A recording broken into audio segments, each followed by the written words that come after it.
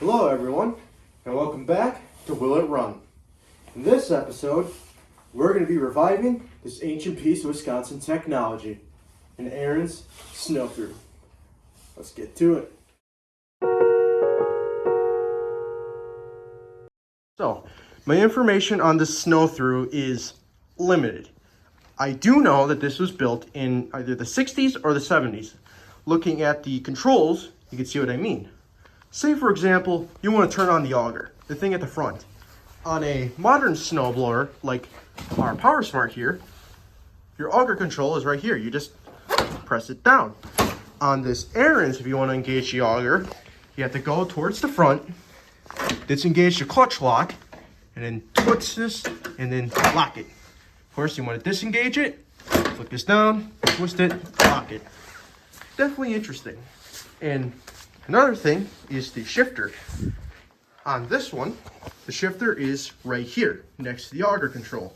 It has 6 forward gears to reverse. And you can just switch it no problem. No lock on it.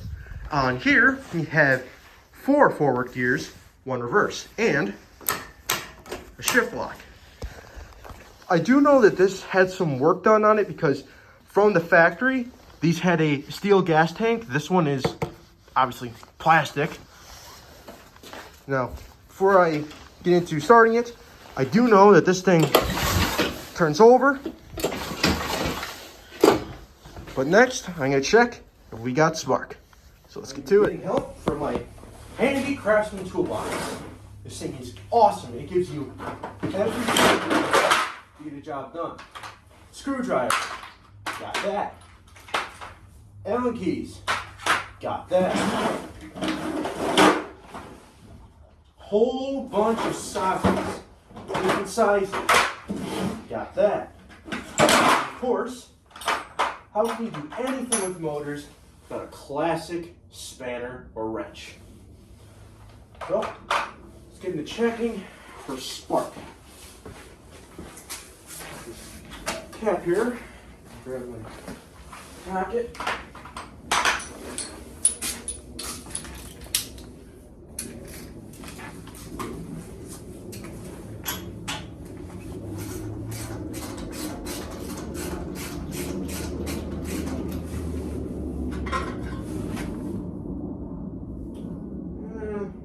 Doesn't look too bad.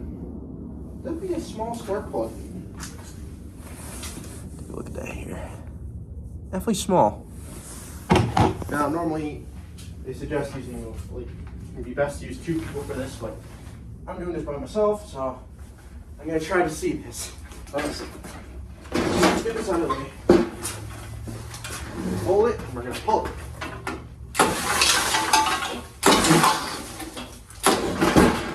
Okay.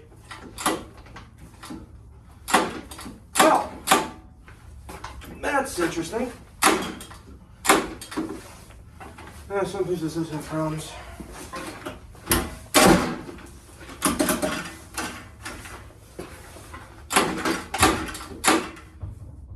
Well, that's interesting development. The engine is seized. Wow. It's gonna take some time. Fantastic. Alright, so what I just did is I took some WD-40 and sprayed it down the spark plug hole into the cylinder. Now, this could take some time for it to finally settle in, get past the piston rings, and then hopefully the engine will be unseized.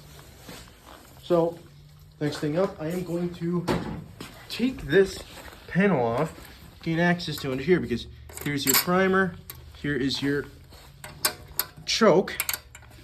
So I want to see how things under here are doing. So let's start with this tiny bolt up here. Up the way. Definitely very small. Okay, that should do it. No. I'm going to take my screwdriver, as there is a Phillips head on this side. I'm probably missing something else, but we'll see. Okay, that goes out. Let's see.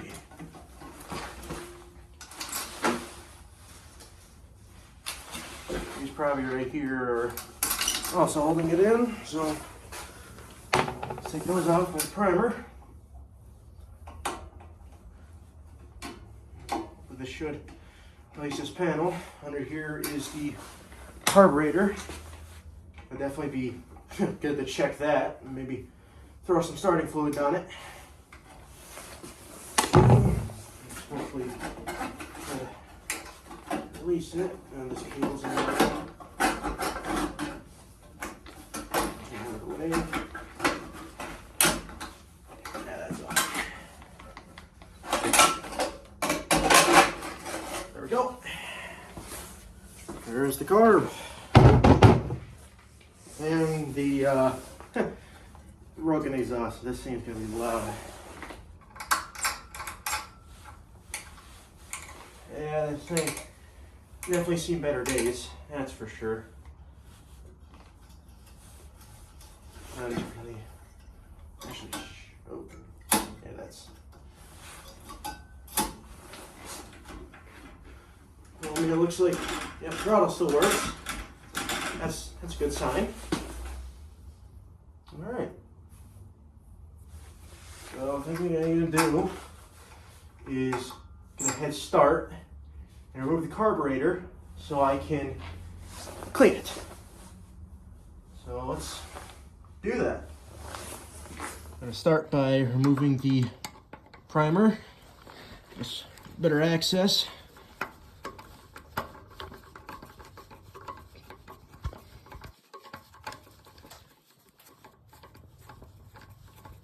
Let's see a little bit. Almost there. Go. Now the other should just pop right off.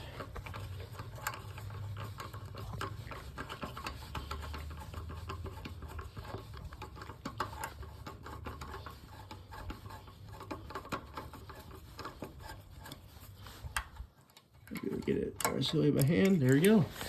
Primer. Next up, let's remove this fuel line. Got my brand new vice grips here to help me remove the fuel line. Now, this is from Harbor Freight, and I just wanted to say, don't ever feel ashamed to shop at Harbor Freight for your tools. You know, honestly, not everybody can afford these super expensive tools, like especially Snap-on. So this Pittsburgh vice grips, this will work pretty well. If you're ever going to be working on motors, stuff similar, mechanics, I highly suggest you get yourself a pair of vice grips. They are lifesavers, like literal lifesavers. That thing's pretty rusty. At least I think I got the feel off. I don't know. Really try to secure this down on here. Sign that on there. Very good. Yeah, that's it. Stuck on there pretty dang good. Damn. Oh, there we go. Yeah, I got the feel off. Okay, good. That's a great start. Now, let's actually remove these nuts here. And from what I'm seeing, I'm going to show you, this might be a task. Because those don't really look really, easily accessible. So, figure out how I'm going to tackle this. This might be too small, but good. Oh, there we go. I actually expected that to be rusted on there pretty dang good. I guess it didn't go around in the background. This thing sat in a garage for, I believe, 10 years? The owner of it, the previous owner, said the landlord left it with the property and they just never used it because they said it was too big. They had like a tiny Craftsman, like a single stage. Okay, I'm gonna have to get a different screwdriver for this one. This one won't fit. Check the toolbox over here.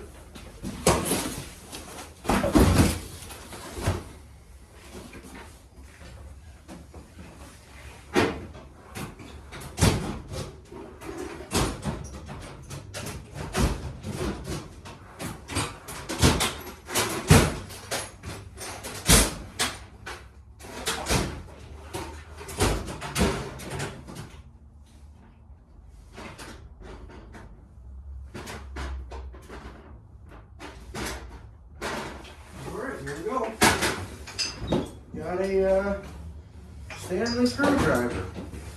Absolute classic Stanley. Never go wrong with one of these. Alright. This one might actually be, yeah, that's kind of what I expected. This one is tight on there. So, vice grips it is then. I'm gonna show this damn snowblower I ain't messing around.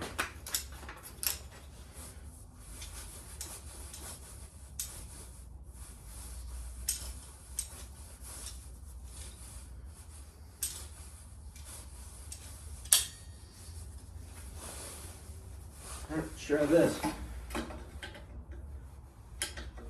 Yeah, I do.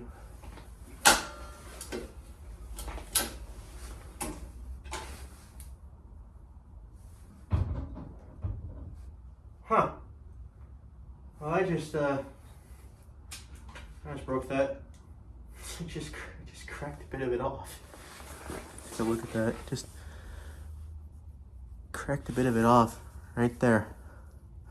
Guess I take back what I say about Stanley tools, because that really shouldn't happen. Oh, luckily we have a whole surplus of screwdrivers. Find a better one. How about well, I always love Craftsman tools. Think very highly of them. Every single Craftsman tool I used never failed me. Sorry about that. I don't exactly have a proper phone stand. It's that's what I'm using. Yeah, this is just not a full-time thing. I'm sure this, maybe I should have put some WD-40 on it, or if it really is that bad, then I would just go right ahead and put some fire on it. Every problem is solved with fire. And anybody who says they aren't is stupid. Yeah, I don't think it's gonna work. It's not really fitting up on there. But I cracked this one too, and yeah, it's too small. So let's first put some WD-40. If that doesn't do anything, then we're gonna take out the blowtorch. Another tool, especially if you're in the Midwest with all this stupid rust, get a blowtorch. It helps a lot. So I'm gonna put some on here, and then I'm gonna get back to you once I think it's good. All right, I'll be back.